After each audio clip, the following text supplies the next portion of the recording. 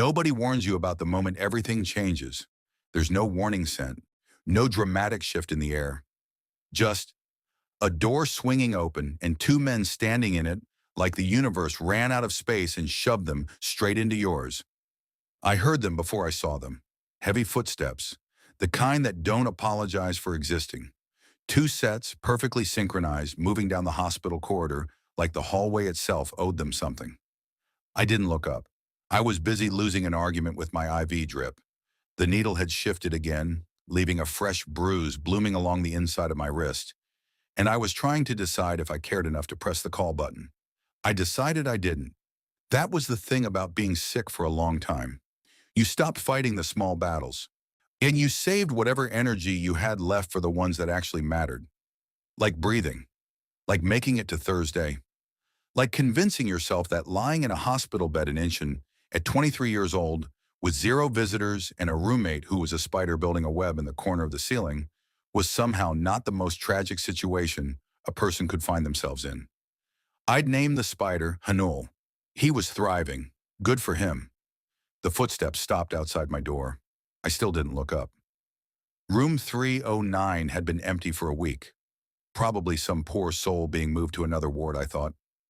The nurses came and went like ghosts around here, quiet and efficient and completely uninterested in my opinions. So when the door opened, I assumed it was one of them. Maybe Dr. Mao Choi with his clipboard and his carefully neutral expression that somehow still managed to communicate deep, personal disappointment in my blood work. Then the scent hit me. Not antiseptic, not the stale recycled hospital air I'd been breathing for 41 days. Something sharp and dark and expensive. Cedar wood and cold iron, and something else underneath it. Something that pressed against the edges of my consciousness, like a hand flat against glass. I looked up. Two men stood in my doorway, identical. Not similar, not close. Identical. Same sharp jaw, same severe brow, same mouth pressed into the same flat line, same black suits that probably cost more than my entire medical debt, which was saying something genuinely terrifying. They were tall enough that they had to angle slightly through the frame, and they both went still the exact same moment they registered me. One beat of perfect, synchronized stillness, like someone had pressed pause on two versions of the same person. I blinked. They blinked. The one on the left had a thin scar cutting through his right brow. The one on the right had a jaw tight enough to crack something. That was the only difference I could find in approximately 3 seconds of staring, which, to be fair to myself, was about how long it took my brain to catch up with the fact that neither of these men was a nurse, a doctor, or anyone who belonged within 40 feet of my IV stand. My psychometry woke up before I did. It did that sometimes. Reached out without permission, brushing the edges of a room, reading the emotional residue of whoever had been in it last. In a hospital, that was never pleasant. The grief lived in these walls like old paint, but these two, whatever they were carrying, was different. Denser, the kind of weight that didn't come from loss alone. It came from choices, deliberate, costly, irreversible ones. I pulled the ability back before it latched onto anything solid. I'd learned that the hard way. The one with the scar spoke first. "Wrong room," he said. His voice was low, controlled, and completely unbothered, like he walked into dying strangers' hospital rooms every other Tuesday, and it was simply an administrative inconvenience. I looked at him, then at his brother, then at the door behind them, where the number plate read 309 in clean silver letters. "Yeah," I said, "it really is." Neither of them moved. I tilted my head. "The door works from the outside, too. Just so you know. In case that's a new concept." Scarbrow's eye twitched. Just barely. The other one, the one with the locked jaw, looked at me with an expression I couldn't immediately name. Not annoyance. Not dismissal. Something closer to the look people gave a puzzle piece that didn't fit where they expected. I was used to being a puzzle piece that didn't fit. "You're alone," Lockjaw said. Not a question. More like an observation he hadn't meant to say out loud. I glanced around the room. The empty visitor's chair, the bare bedside table, the spider in the corner who was, frankly, my most consistent companion. Then I looked back at him. Wow, I said. They really do take the best ones for the Mafia. Complete silence. Scarbrow went very still. Lockjaw's expression shifted into something sharp and unreadable. And I realized, at approximately 1 second too late, that I probably shouldn't have said that out loud. In my defense, 41 days of hospital air and minimal human contact had done significant damage to my social filter. Also, to be clear, I didn't actually know they were Mafia. Not yet. It was the suits, the synchronized stillness, the way they both carried themselves like men who had never once in their lives considered the possibility that a room might not want them in it. That, and the faint residue of something metallic and final clinging to the fabric of Lockjaw's sleeve. My psychometry noted it quietly. I told it to mind its business. Scarbrow looked at his brother. Something passed between them. Not words, just that twin frequency thing. That silent language built from a lifetime of sharing everything. Then he looked back at me. Ray, and the flat line of his mouth shifted into something that was not quite a smile and was somehow more dangerous for it. "You should sleep," he said. "You should leave," and I replied. Another beat of silence. Then, and I genuinely did not expect this, Lockjaw almost smiled. It was small. It was brief. It was gone before I could be certain I'd seen it at all. But it happened. I cataloged it with the careful precision of someone who had learned to find evidence of warmth in very small places. They left without another word. I listened to their footsteps move back down the corridor. Still synchronized. Still unapologetic. A door opened further down the hall. The real door they'd been looking for, I assumed. I looked at the ceiling. Haneul was unmoved by all of this. Pragmatic as always. No, my heart was doing something it had no business doing. Beating faster than the monitor beside me liked. The machine beeped its mild disapproval, and I pressed my hand flat against my sternum like I could reason with it. "Stop it," I told myself. They walked into the wrong room. It meant nothing. People walked into the wrong places all the time. It never meant anything. But my psychometry, still humming, still restless, disagreed. It had caught something in that fraction of a second when Lockjaw's gaze landed on me. Not a memory, not an image, just a feeling, raw and shapeless and startlingly honest. Recognition, like something in him had seen something in me and known it immediately. The way you know a song you've never heard before, the way you know standing at the edge of something, that your life is about to be permanently divided into before and after. I pressed the call button for the nurse. The needle in my wrist needed adjusting, and I needed something practical to think about before my brain did something genuinely catastrophic, like decide that two dangerous, identical strangers walking into my hospital room by accident was significant. It wasn't significant. It was a wrong room. That was all. I repeated it to my ceiling for 20 minutes. The nurse came, adjusted the needle, made a note on her clipboard, and left without making eye contact. Standard. I'd stopped taking it personally around day 15. People who worked in terminal wards learned early not to get attached to faces, and I didn't blame them for it.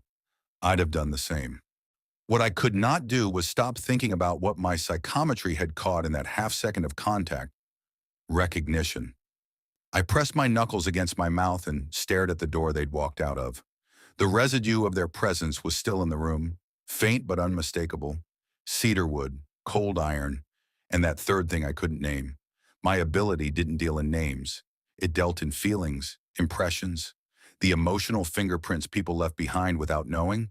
And those two had left something dense and complicated and achingly familiar on the air of my hospital room.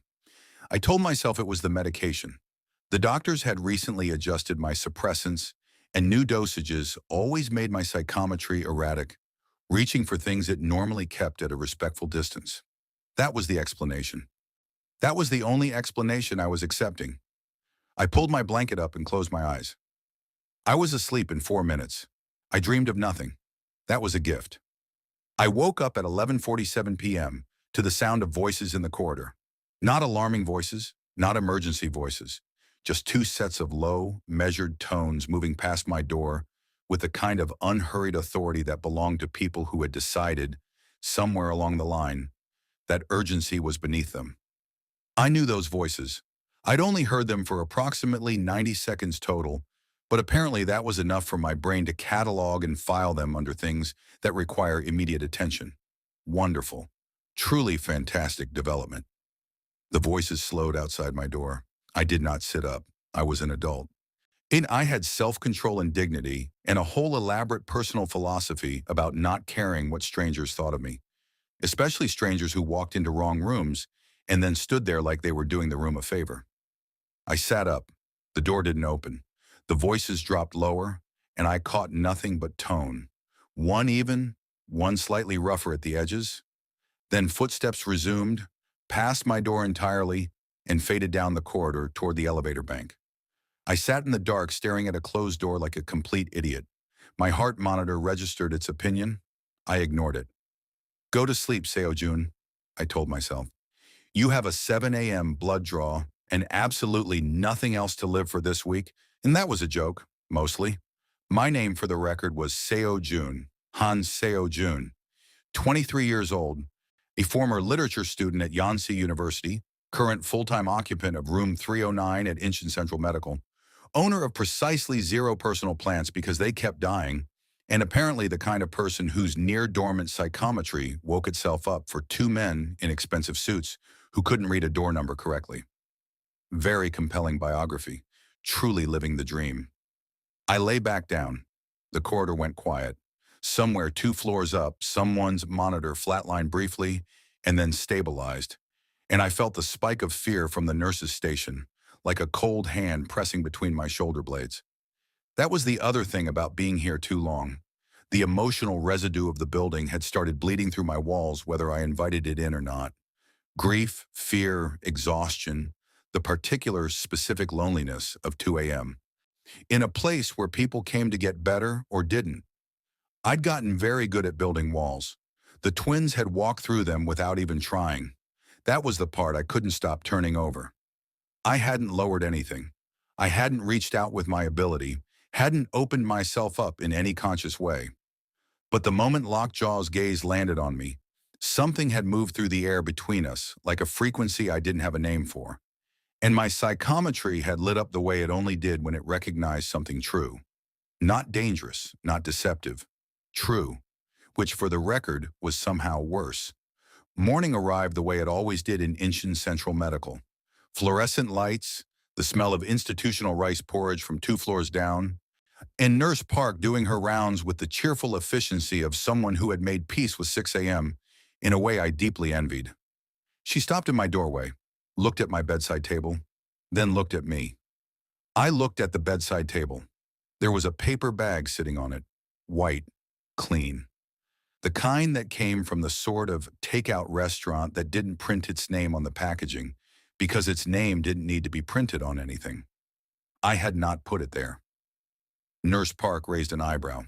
Visitor? I don't have visitors, I said, which was both an answer and a statement of established fact. She made a note on her clipboard, gave the bag a look that suggested she had opinions about unauthorized items on patient bedside tables, and moved on. The moment she was gone, I reached for the bag. My hand stopped 1 centimeter from the paper. If I touched it, my psychometry would read it. It would tell me exactly who had handled this bag last, what they'd felt when they placed it here, the full emotional context of the gesture. And I had a feeling, sitting in the pale gray morning light of room 309, that I was not prepared for that information. I picked it up with 2 fingers, touching only the very corner of the base, where the paper was double-folded and thick enough to muffle the reading. Inside, a container of dwaeji gukbap from somewhere that smelled extraordinary, still faintly warm. 2 small containers of banchan, a pair of wooden chopsticks wrapped, and at the bottom a folded note card with nothing printed on it and 4 words written in clean, spare handwriting. You looked like you needed this. No name, no number, nothing. Sorry, I sat with the soup in my lap and the note card in my hand for a long time. Then, because I was me, and because self-preservation had never been my strongest instinct, I pressed my thumb flat against the note card and let my psychometry read it. 1 image, clean and brief. A hand setting the bag down in the dark. Careful. Quieter than it needed to be. And underneath the action, so controlled it was almost buried. The feeling of someone who hadn't done something gentle in a very long time and wasn't entirely sure they were doing it right. I put the note card down. Outside, Incheon was waking up in layers. The Han River District, somewhere to the south, catching the early light. Traffic building on the expressway. A city of 4 million people, and none of whom knew or cared that Han Seo-joon was sitting in a hospital bed, holding a note card and trying very hard not to feel something. I ate the soup.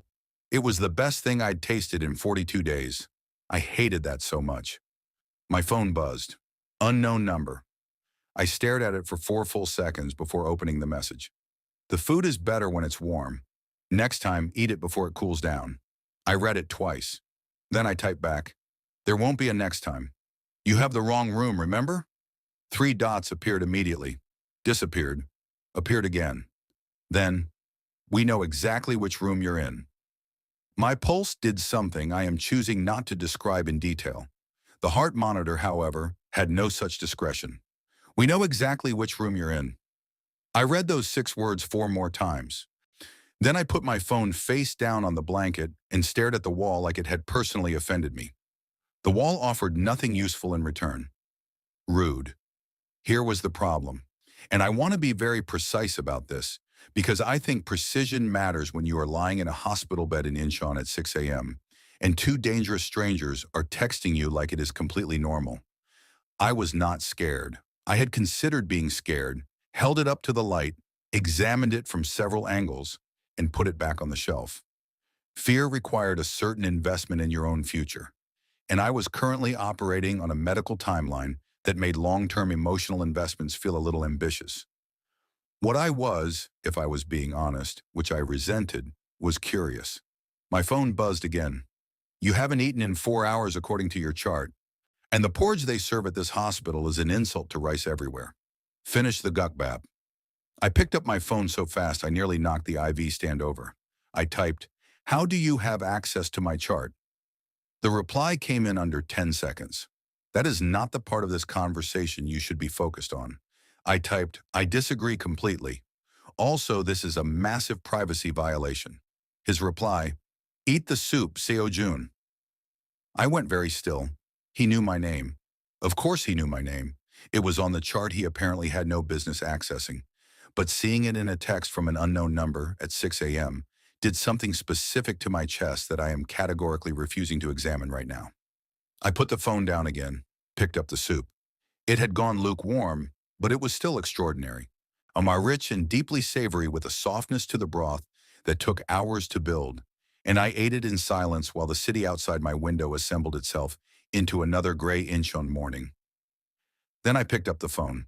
I typed, it was good, don't do it again. 3 dots. Then, why not? Because I don't know you. Because you walked into the wrong room and somehow that became my problem. Because my psychometry read your note card and felt something in you. I don't have the emotional bandwidth to investigate right now. I typed, because I said so. A pause, longer than the others. Then, fair enough. Rest well, Seo-joon. And that was it. Nothing else. Which was somehow more unsettling than if he'd argued. I spent the next 3 hours doing what I did best in this hospital, which was existing with careful low energy while the building moved around me. And Dr. Choi came at 9 with his clipboard and his expression and the news that my latest inflammatory markers were slightly elevated, which was the medical equivalent of telling someone their house fire was slightly warm. I nodded in the correct places. He adjusted one of my medications and left. Nurse Park brought my actual hospital lunch at noon. She set it on the table, looked at the empty takeout containers in my trash, looked at me, and said nothing. She was a woman of great restraint. I respected that enormously. At 2 p.m., I heard them in the corridor again. Not voices this time, just footsteps. 2 sets, same measured pace, slowing the way they'd slowed last night. I had my book open on my lap, a collection of Choi Seung-ja poetry that I'd been reading since week 2, and I kept my eyes on it with the focused determination of someone who was absolutely not paying attention to footsteps outside his door. The footsteps stopped. A knock. 2 knocks, precise and unhurried. I closed my book on my finger to keep the page. It's a hospital room, not a house. You can come in. The door opened. Both of them. Again. In the daylight this time, which was somehow worse because it meant I could see them clearly and not give myself the excuse of dim corridor lighting. They were still in black, still immaculate, still synchronized in a way that made my brain want to ask deeply unnecessary questions about what it was like to move through the world as a match set. Scarbrow's scar was slightly more visible in the afternoon light, a clean line through his right brow that curved just slightly at the end, odd like a question mark that had given up asking. Lockjaw had his hands in his pockets, which should not have made him look more dangerous, and yet, they looked at me. I looked at them. You came back, I said. We were in the building, Scarbrow said. For legitimate reasons, Lockjaw added. Right, I said. The legitimate reasons that required you to be in a hospital at 2 a.m. last night and again right now. Neither of them answered that, which was itself an answer. I marked my page properly and set the book down. Okay, since you're here and apparently we're doing this. I'm Seo-joon. You already know that because you've been reading my private medical files, which, again, I want to register my formal objection to. You, I pointed at Scarbrow. Name. A pause. Something moved across his face, brief and unreadable. Oh, Jaewon. And you. Locked jaw. Jaehan. Han Jaewon and Han Jaehan. Of course they had the same family name. Of course they did. Han, I said. Same as me. Yes, Jaewon said, and something in his voice was very controlled in a way that felt deliberate. I filed that away. My psychometry filed it away harder. Great, I said. We're practically family. You can leave now. Jaehan looked at the empty visitor's chair beside my bed, then at me. How long have you been here? 42 days. Alone? We covered this last night. Yes, alone. Some of us don't travel in matching sets. Jaewon made a sound that was not quite a laugh. It was the smallest sound, barely a breath, and it was gone in an instant. But I heard it, and I hated how much I wanted to hear it again. You're not afraid of us, Jaehan said, and it came out like something that genuinely puzzled him, low and slightly rough at the edges. I looked at him steadily. Should I be? He held my gaze. Outside, an announcement crackled through the hospital intercom, something about a visiting hours change on the 4th floor. Neither of us moved. Most people are, he said finally. I'm not most people, I said. I'm a 23-year-old with elevated inflammatory markers and a spider named Haneul for a roommate. My threat assessment priorities have shifted significantly. Jaewon looked at the ceiling corner where Haneul was conducting his architectural ambitions. Something crossed his face that I could only describe as reluctant acknowledgement. The silence that followed was not uncomfortable. That was the most alarming thing yet. I picked up my poetry book again, opened it to my page, went and looked at them over the top of it. If you're going to stand there, at least close the door. The corridor smells like antiseptic and poor decisions. Jaehan closed the door. Neither of them left. I told myself I didn't notice. My heart monitor told a completely different story. That was the third lie I'd told myself before 3 p.m. Jaewon took the visitor's chair without asking. He moved it slightly, angling it away from the bed and toward the window, like he wanted the option of looking somewhere other than at me. I respected the tactical honesty of that. Jaehan stayed standing near the door with his hands in his pockets, which I was starting to understand was just his default setting. Hands in pockets, jaw tight, watching everything with the quiet focus of someone running continuous calculations behind his eyes. I opened my poetry book again. I read the same stanza 4 times without retaining a single word. The room had a different weight now, not heavier exactly, just occupied in a way it hadn't been for 42 days. Presence has its own texture when you've been without it long enough, and theirs was particularly dense. Cedarwood and iron and that unnamed third thing filling the corners of room 309 like it belonged there. My psychometry sat very still, waiting. I told it firmly, absolutely not. Jaehan spoke first. What are you reading? I looked up. He was still by the door, but his eyes were on the book, not on me. Choi Sung-ja, I said. Poetry. Any good? Devastating, actually, which is perfect hospital reading because at least the sadness is intentional and well-structured. Jaewon made that sound again. That not quite laugh that lives somewhere between breath and acknowledgement. I kept my eyes on my book. You studied literature, Jaehan said. Still not a question. Still reading from the file he had no right to have. Yonsei, 2 years before this. I turned a page I hadn't read. You've been thorough. We're careful people. Careful people, I repeated. Is that what we're calling it? He didn't answer. The intercom crackled again down the hall. Somewhere outside, a delivery truck was reversing with that slow mechanical beeping that somehow always sounded apologetic. Then my monitor alarmed.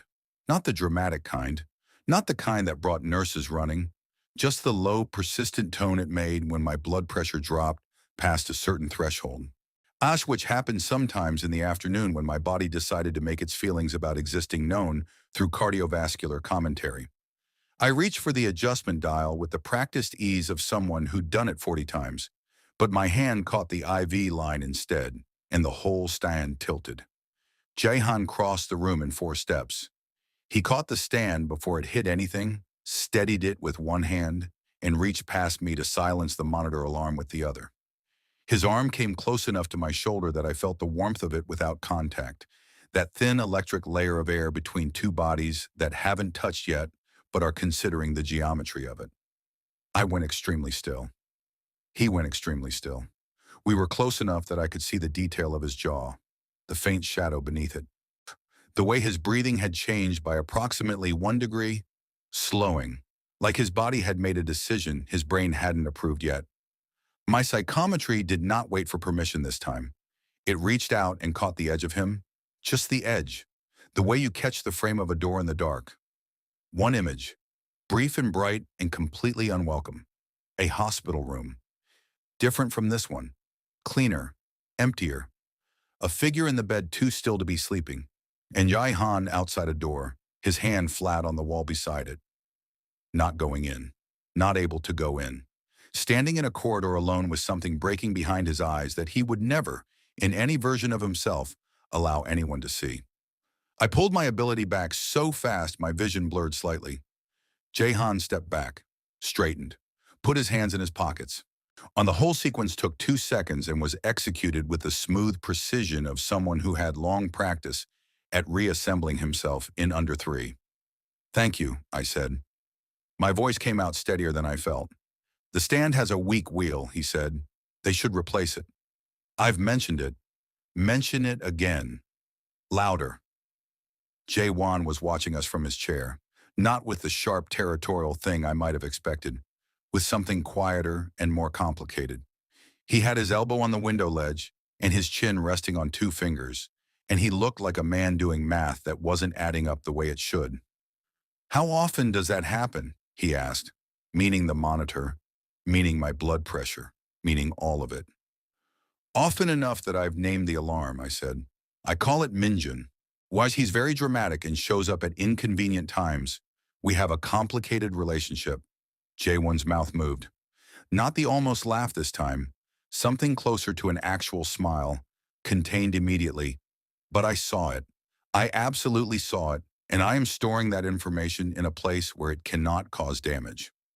Jaehan sat down on the edge of the chair near the window, the one Jae-won had abandoned to stand beside the wall. Their positions had shifted without announcement, and now both of them were settled in my room like furniture that had always been there. And I was looking at my poetry book without reading it, and the afternoon light was going golden through the window, and my heart monitor was behaving itself for once. You're not going to ask us anything, Jae-won said, about who we are, what we do, why we keep coming back. I looked at him over my book. I already know what you do, and why you keep coming back is your business until you decide to make it mine. You're not curious. I'm a literature student with too much time and a psychometric ability I'm actively ignoring, I said. I'm extraordinarily curious, but I've learned that some things are better understood slowly. Silence settled between the 3 of us, easy and strange all at once. Outside, Incheon was sliding from afternoon into early evening, the light off the Han River district catching the hospital window in long horizontal lines. Jae-won was watching the city. Jaehan was watching his own hands. I was watching both of them and pretending I wasn't. You mentioned a psychometric ability, Jahan said quietly, not looking up from his hands. It was careful, deliberate, like he'd been holding the sentence for 10 minutes and was only now setting it down. I did. And you're ignoring it, actively. Why?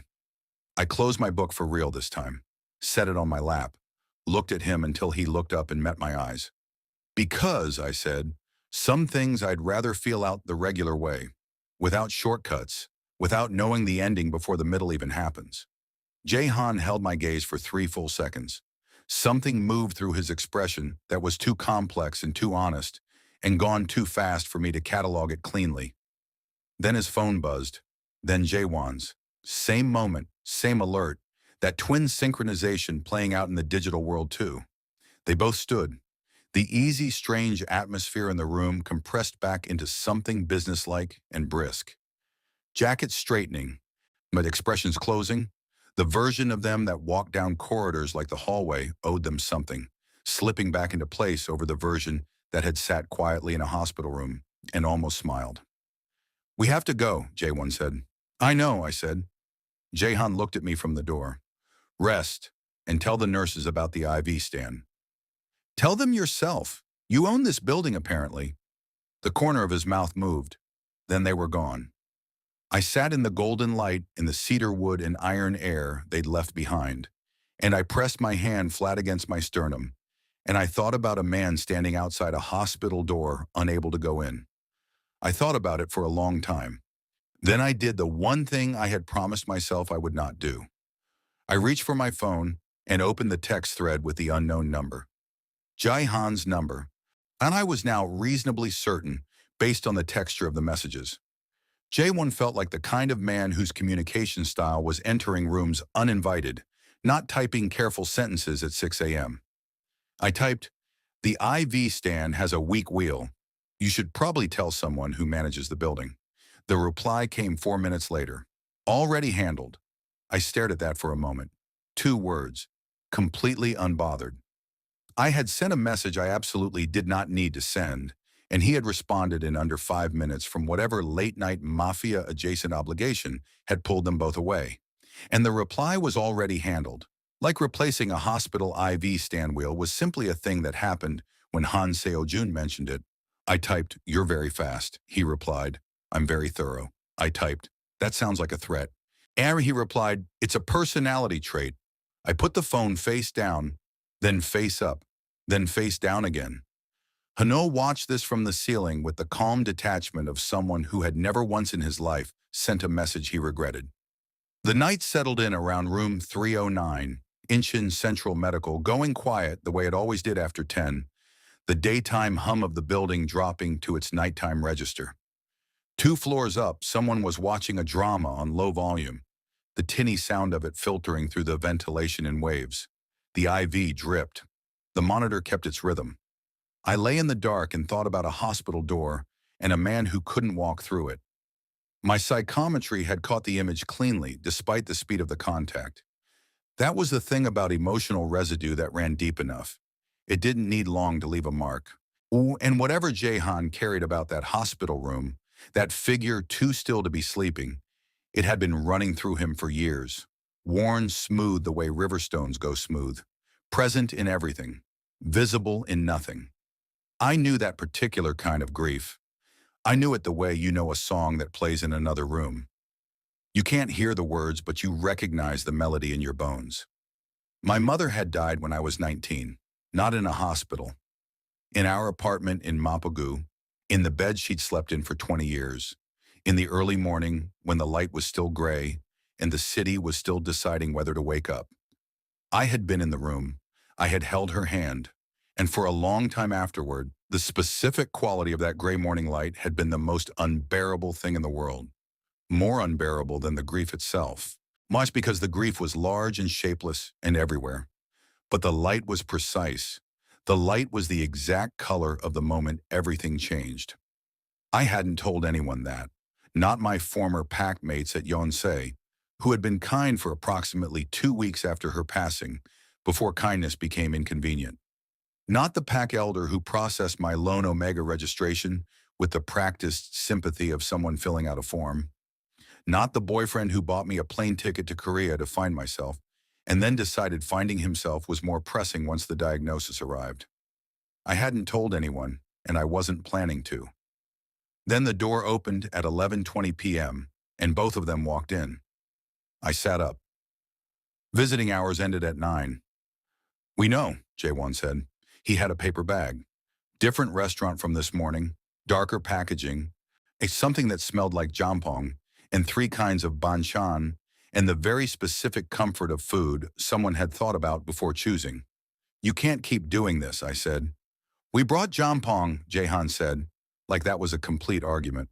"That's not a justification." "It's spicy. You look like you need something spicy." "I look like someone hooked up to an IV in a hospital bed." "Yes," he said simply, "and you need something spicy." I looked at Jae-won. Jae-won looked back at me with the expression of a man who had long ago accepted that his brother operated on an internal logic not fully accessible to others and had made his peace with it. I respected that more than I could reasonably justify. "Fine," I said, "but I'm not pretending this is normal."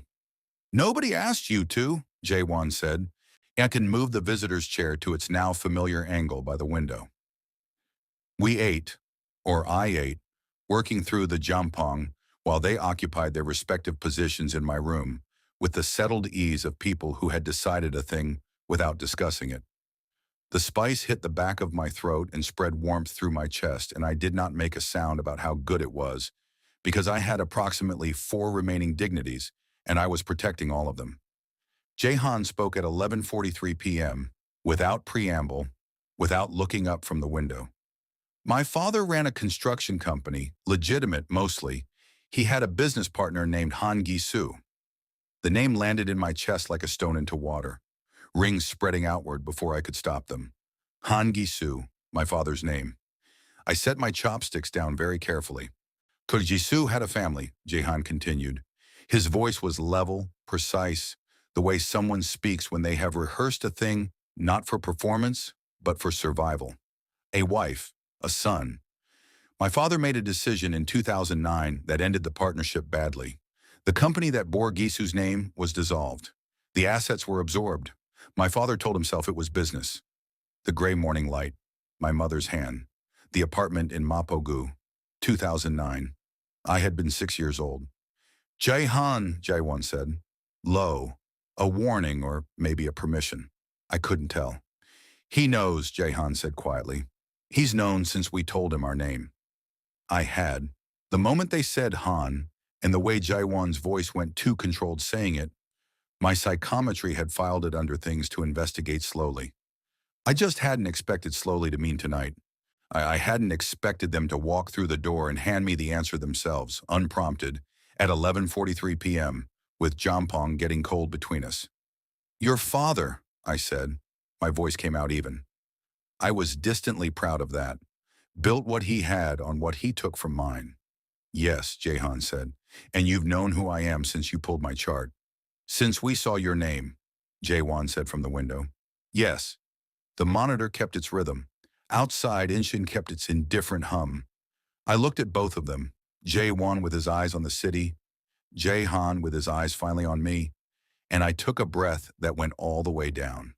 "So why are you here?" I said. Not angry, not yet. Something beneath anger, older and more careful. "Why come back? Why the food, the texts, all of it? Guilt?" Jaehan's jaw worked once. "In the beginning," he said. "Maybe, yes." "And now?" He held my gaze with the steadiness of someone who had decided, somewhere between the first wrong room and this moment, that the truth was the only currency he had left that was worth anything.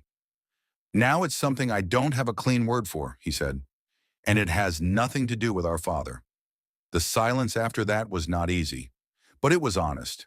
And for the first time in 43 days, the room felt less like a place where I was waiting for something to end. It felt like a place where something was beginning. I sat with that for exactly as long as it took Jae-won to clear the takeout containers and Jae-han to check his phone, and neither of them to say another word. Which was, for the record, a very long time. The thing about a confession that costs something is that it changes the air in a room. Not dramatically, not the way storms change air, with pressure dropping and electricity building. More like the way morning changes air, slowly, incrementally, until you look up and realize the quality of light is entirely different from what it was an hour ago, and you cannot identify the exact moment it shifted. Jae-han had put his phone away. He was sitting in the chair nearest my bed now, the one that had become his chair through the quiet gravitational logic of repeated visits, forearms on his knees, looking at the middle distance between the floor and the window. His profile in the low light was very still and very tired in a way his face never was when he was looking directly at someone. I watched him for a moment I was not entitled to. Then I said, "Okay, because I was me and silence had a limit even for someone who had lived in it for 43 days. You didn't have to tell me." He looked up. "No. So why did you?" A pause, not hesitation. More like he was choosing the most accurate word from a selection of several adequate ones. "Because you would have found out eventually, through your ability or through research or through the particular way the universe enjoys being inconvenient. And I would rather you hear it from me than from a source that doesn't understand what it means." "What does it mean?" I said. "That we owe you something," Jae-won said from the window. His voice was even, but there was something underneath it that my psychometry registered as texture without reaching for detail. Just the awareness that the statement cost him to say. Our name, our position, hire a significant portion of what we built. It exists because of what was taken from your family. That's not a comfortable truth. It doesn't have a clean resolution, but it's the truth.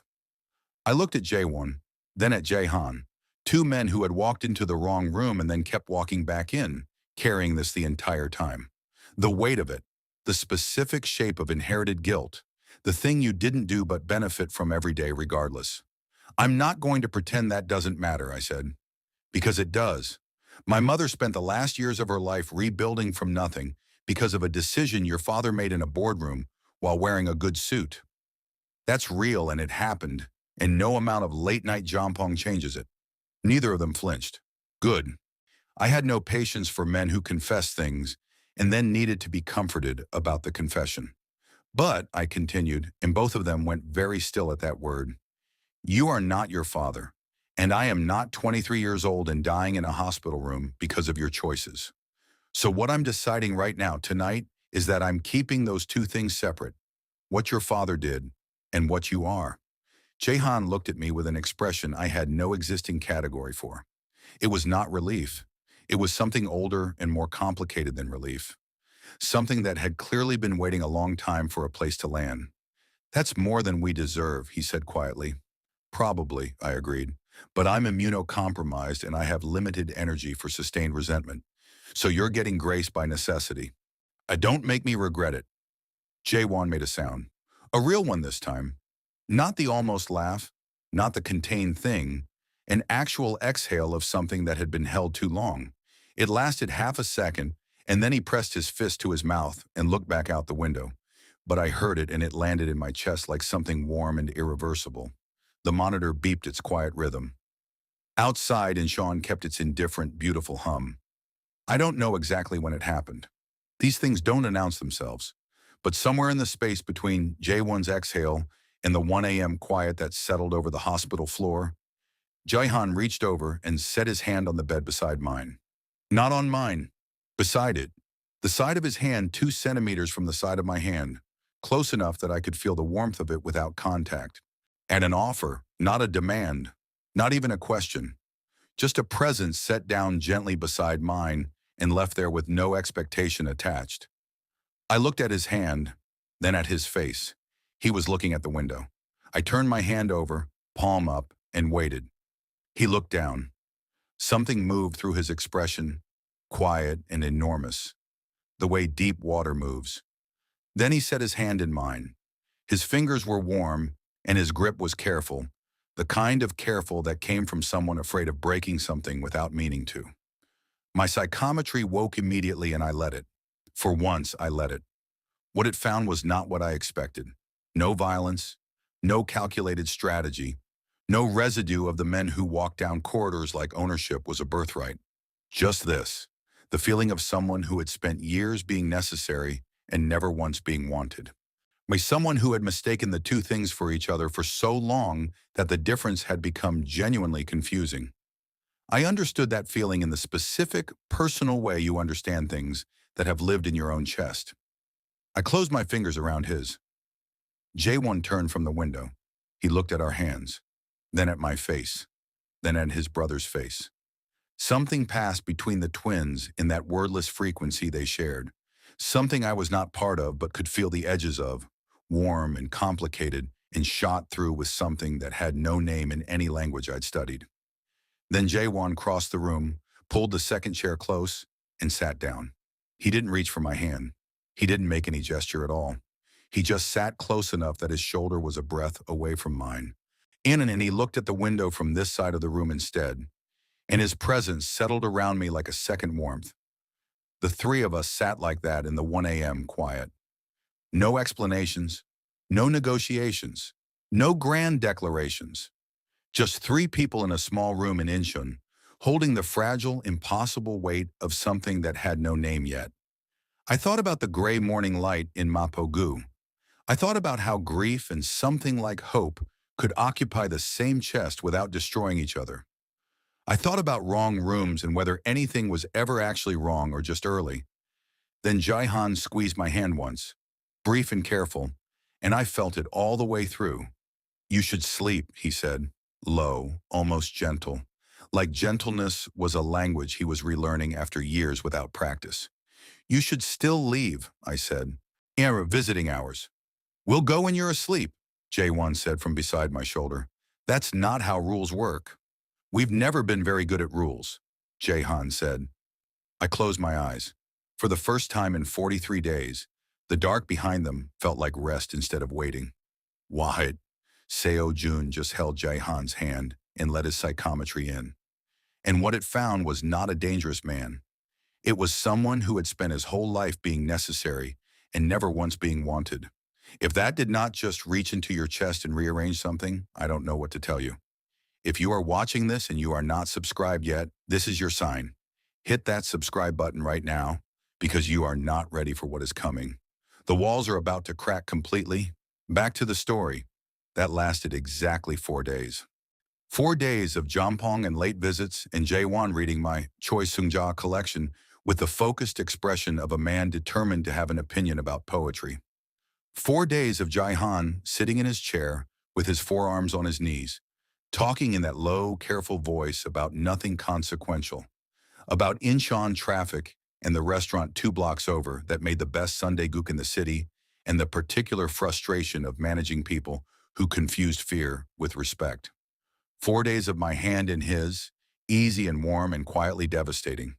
4 days of telling myself I was not building something, that this was circumstantial, that sick people in hospitals got attached to whoever showed up consistently because the bar was that low and not because there was anything real here worth protecting. I was very good at lying to myself. Where I had years of practice, but even I had limits. The limit arrived on the evening of day 4 in the form of a man I did not recognize. He walked past my open door at 7 p.m. while Jaehan was in the corridor taking a call, and Jaewon was skimming the last section of my poetry book with his reading glasses on, which was information I was storing carefully for future use. The man slowed, looked in, looked at Jaewon, looked at me. Something crossed his face that my psychometry caught from 3 meters away, without any physical contact at all, which only happened with emotions running hot enough to leak through the air itself. Recognition, calculation, and underneath both of those cold and deliberate, satisfaction. He moved on before I could process it. Jaewon had not looked up from the book. I said nothing. My ability was still humming from the contact, and what it had caught was not danger exactly, but something adjacent to it. The feeling of a person who had just confirmed something they had been looking for. Jaehan came back in at 7:08 p.m. and sat down, and the evening continued the way evenings had been continuing, and I told myself the man in the corridor was a visitor on the wrong floor, and my psychometry was unreliable at distance. And I was reading into things because sick people got paranoid, and that was documented and normal. Then at 10:43 p.m., Jaewon's phone rang. He looked at the screen. Something shifted in his face, fast and small and immediately controlled. He stood up and stepped into the bathroom and closed the door, and I heard his voice through it, low and clipped. Only the specific cadence of someone receiving information they were processing very quickly. He came out 2 minutes later, looked at Jae-han. That twin frequency again, wordless and fast. Jae-han looked at me, and I knew. The way you know things when you have spent enough time reading the emotional residue of people who are very good at hiding. Not what specifically, but the shape of it, the weight class. Tell me, I said, a beat. A rival organization has been watching this hospital, Jae-won said. His voice was level with the specific flatness of controlled urgency. Specifically this floor, specifically since 2 nights ago. The man in the corridor. 7 p.m. The satisfaction I had felt through 3 meters of air. They know you've been coming here, I said. 'Cause yes. And they know who I am? Yes. I sat with that for exactly 3 seconds. Then, so I'm leveraged now. Neither of them answered, which was itself the answer, and a much worse one than a simple yes. Something hot moved through my chest. Not fear, anger. The specific clean anger of someone who has spent 43 days being invisible to the entire world and has now, at the precise moment visibility started feeling like something good, become visible for the worst possible reason. How long have you known this was a possibility, I said. Jae-han's jaw tightened. We took precautions from the beginning.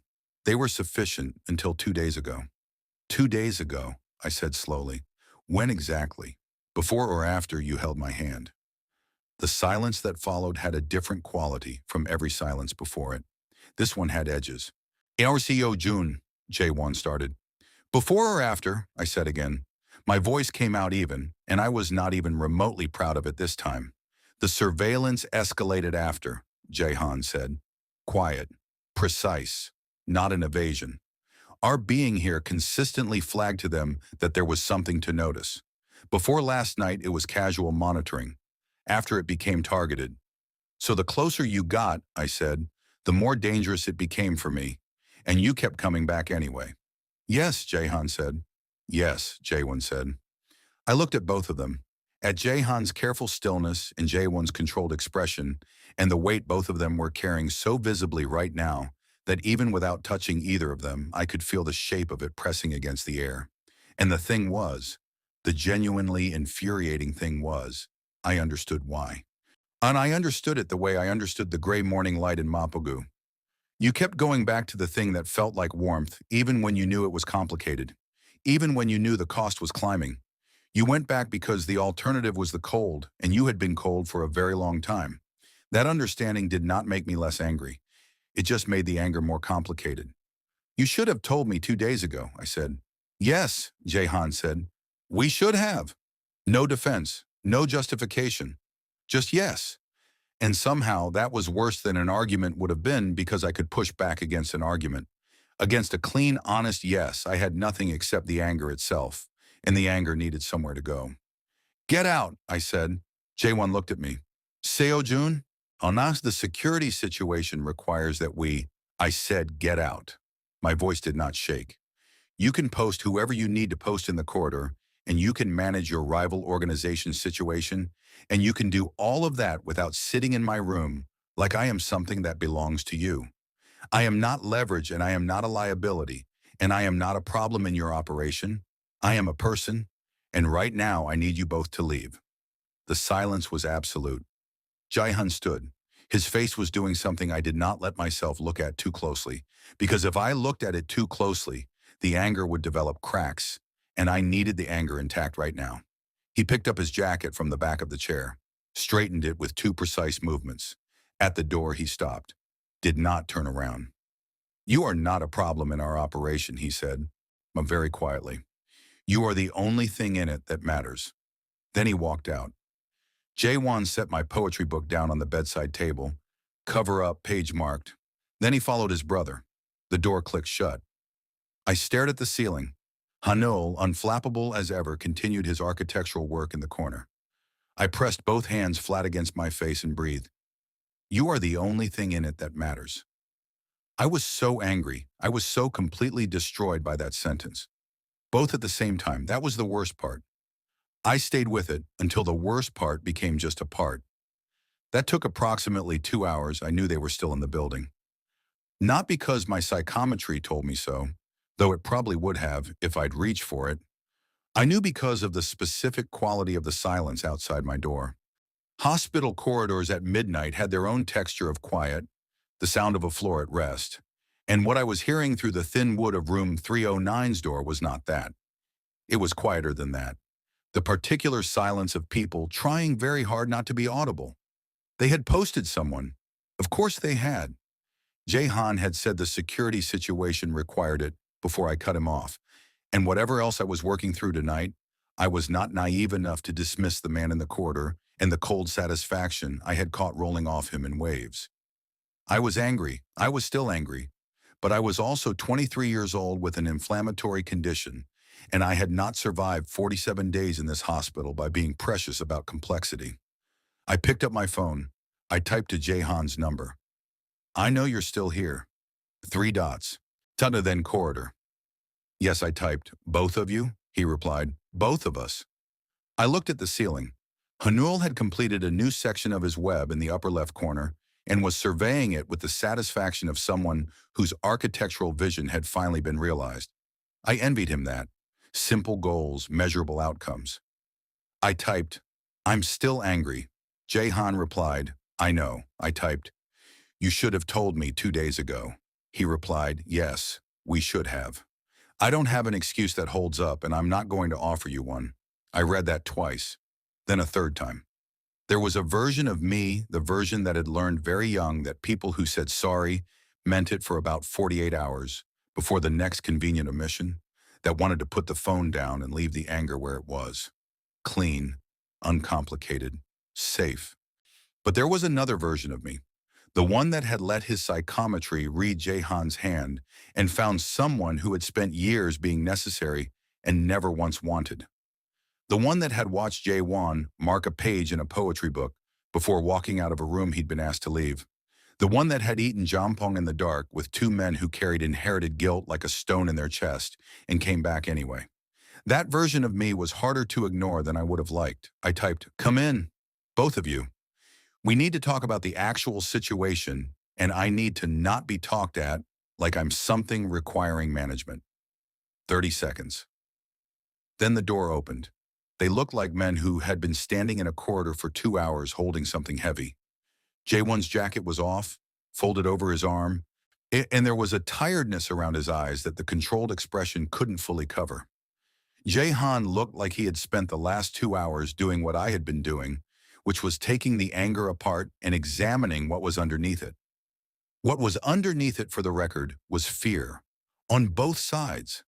I could feel it the moment they crossed the threshold, not through my ability, just through the basic human awareness of 2 people who were afraid of losing something they had not expected to want. I understood that fear in my bones. Sit down, I said, and tell me everything about the rival organization, not the version where you edit for my comfort. The actual version. They sat. Jae-won spoke first, which surprised me, his voice measured and direct. The rival organization was called the Yoon Syndicate. Now, they had been monitoring the Han brothers' movements for 6 weeks, following a territory dispute in the Songdo district. When the brothers began visiting Incheon Central Medical with regularity, the syndicate flagged it. 2 days ago, their surveillance confirmed what they suspected, that there was a personal element to the visits, that the Omega in room 309 was not a business contact. They'll use me to get to you, I said, not a question. That's their calculation, Jae-won said. And what's yours? Jae-won looked at his brother. Jae-han looked at me. And here was the thing about Jae-han's eyes when he stopped managing them, when he let whatever lived behind the controlled surface actually be visible. They were exhausted and honest and more open than anything else about him. And right now they were looking at me like I was the answer to a question he had stopped believing he would ever get to ask. Our calculation, Jae-han said slowly, is that we handle the syndicate completely, finally, in a way that removes the threat rather than relocating it. That takes time, and it carries risk, and I am not going to minimize either of those things to make this easier to hear. How much time? I said. 2 weeks, maybe 3. And the risk? Manageable, with the right precautions. Define right precautions. Jae-han held my gaze. You stay in this building. Additional security on this floor. No visitors except us and the medical staff, all of whom we will be running background checks on starting tomorrow morning. When you don't go near windows facing the street, and you tell us immediately if anyone comes to this room that you don't recognize. So I become a more supervised version of what I already am, I said. Noted. What else? Something moved through Jae-han's expression at that. Not relief, exactly. More like the look of someone who had braced for a wall and found a door instead. That's the operational part, Jae-won said quietly. There's another part. Tell me. Jae-won set his folded jacket on his knee and looked at me with an expression that was more unguarded than I had ever seen from him. Jae-won, who had been the more contained one, the one who watched from angles and kept a careful distance, even while staying close. We have been, he said, and stopped. Started again. I have not been honest about what this is, what being here means to me. I let Jae-han carry the visible weight of it, and I stood at the window, and I told myself I was giving you space. But the truth is, I was giving myself cover. His jaw worked once. That ends tonight. The room was very quiet. I'm listening, I said. I don't do this, Jae-won said. I don't sit in hospital rooms reading poetry. I don't feel what I feel when I look at you. I don't understand it, and it does not fit into any version of my life that I have ever planned for. And I am telling you that not because I expect something from you tonight, but because you told us not to manage you. So this is me not managing you. This is me being honest that whatever is happening here is real, and I am done pretending I am a neutral party in it. I looked at Jae-won for a long moment, then at Jae-han. Jae-han was looking at his brother with an expression I could only describe as gratitude. I picked up the poetry book from my bedside table, opened it to the marked page. Choi Sung-ja, the poem about standing at the edge of something you cannot name and choosing to stay anyway. I read the last 2 lines out loud. To remain in the place where it hurts. That is also a kind of love. I closed the book, set it down. I know what it costs to say a true thing, I said. I know because I have been not saying true things for 47 days to protect myself from exactly what is currently happening. So, I took a breath. Here is my true thing. I am angry about the 2 days. That's real, and it stays real. But I have been sitting in this room since you both walked back through that door, and what I feel when you're here is the opposite of what I feel when you're not. And I am 23 years old, and I might be running out of time, and I am not spending whatever I have left pretending that isn't true. Silence. Then Jae-han moved from his chair to the edge of my bed in one quiet motion and took my hand the way he had before. Careful, like something he was still learning. And Jae-won reached over and set his hand over both of ours. Warm and steady, and finally without the distance he had been keeping. 3 hands, 1 small room in Incheon. The monitor kept its rhythm. Outside the window, the city glittered the way it always did. Millions of lights, millions of lives. And for the first time since I arrived in this country, some of those lights felt like they might be mine. I held on to that feeling carefully. The way you hold something you are not yet sure belongs to you. 3 weeks later, I understood that it did. The Yoon Syndicate took 17 days to dismantle. I know this because Jae-han told me on day 18, sitting in the visitor's chair that was so thoroughly his by now that the nurses had stopped questioning it. He told me with the same low, precise voice he used for everything important. No drama, no performance, just facts delivered cleanly because he had learned by then that I preferred the truth with its edges intact rather than sanded down for comfort. It's done, he said, completely. The Songdo territory dispute is resolved. The surveillance on this building has been removed. Their interest in you specifically has been neutralized. Neutralize, I said. That's a very tidy word for what I assume was a very untidy process. You don't need the details. I know I don't need them. I'm asking because I want them. He looked at me for a long moment. Then he told me. Not everything, I suspected, but enough. Enough that I understood the scale of what they had moved and what it had cost them, and why Jae-won had 2 new shadows under his eyes that had not been there 3 weeks ago.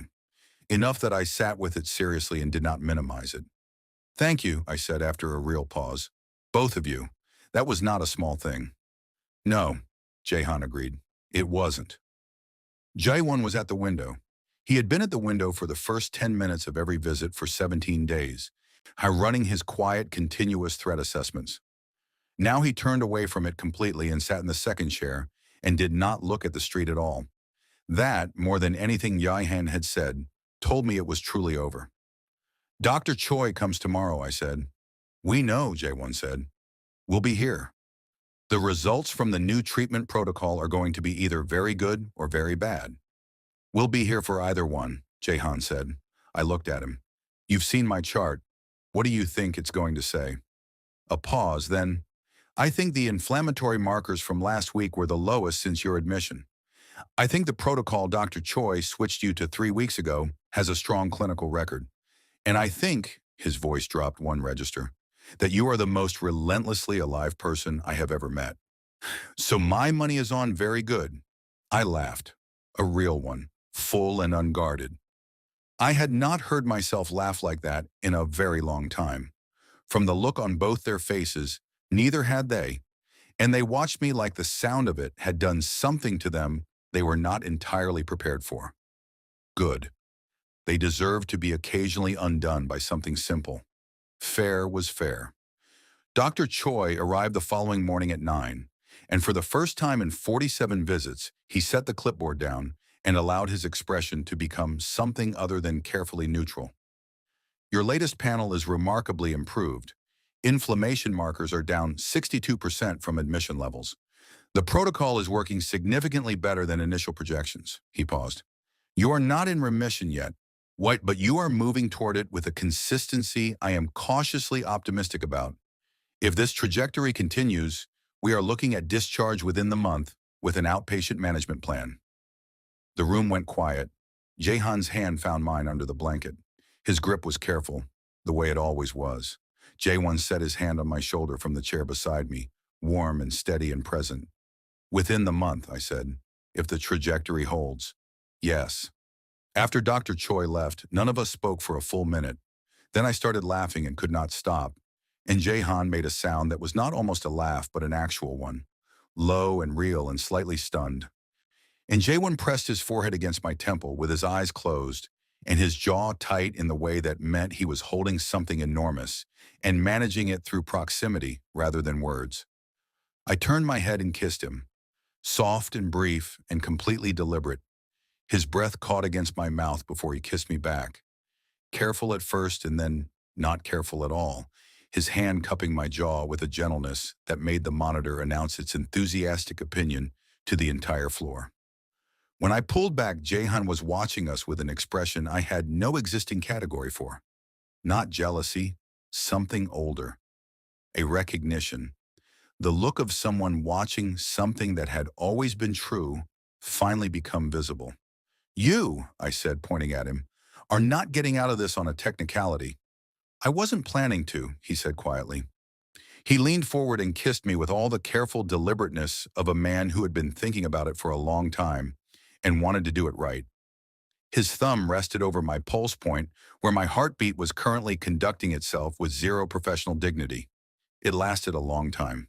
When he pulled back, his eyes were open and honest in the way I had come to understand was the most valuable thing he knew how to give.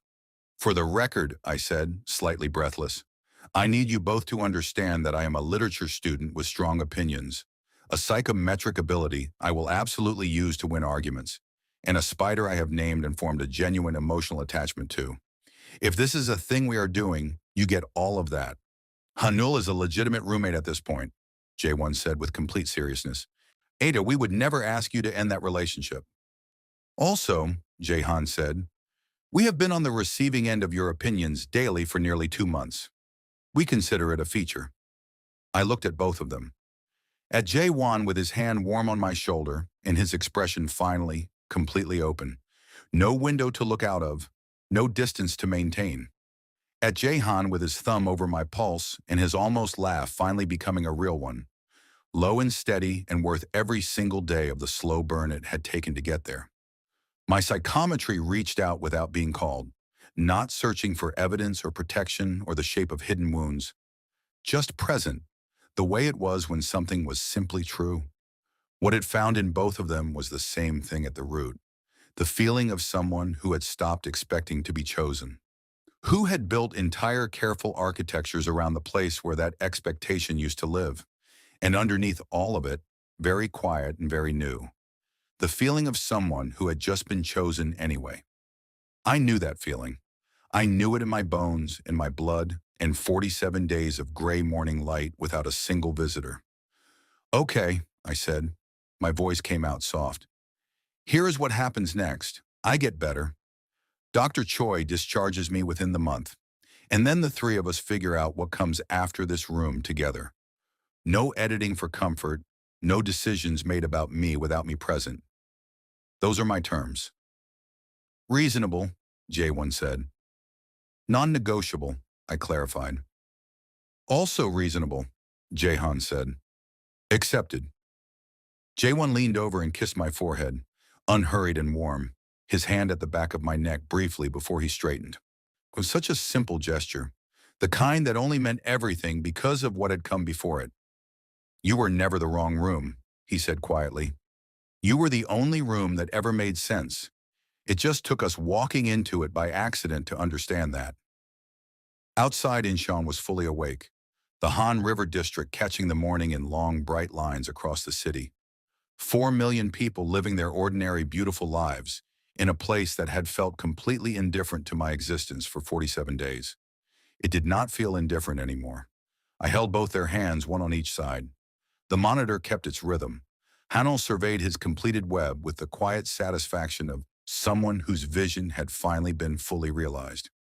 And Han Seo-joon, 23 years old, former Yonsei literature student, an owner of a psychometric ability he had finally stopped running from, understood something he would carry for the rest of his life, however long that life turned out to be, however full. There are no wrong rooms, only doors you are finally ready to walk through, and the people on the other side who were always, always yours.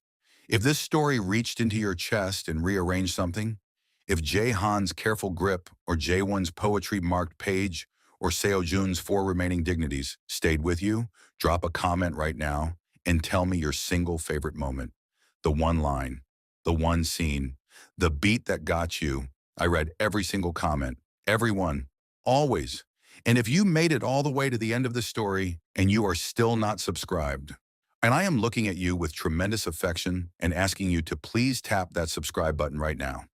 We have more stories exactly like this one. More omegaverse. More BL. More emotionally devastating men making terrible and wonderful decisions in each other's direction. More wrong rooms that turn out to be exactly right. You do not want to miss a single one. Thank you. From the bottom of my storytelling heart, see you in the next one.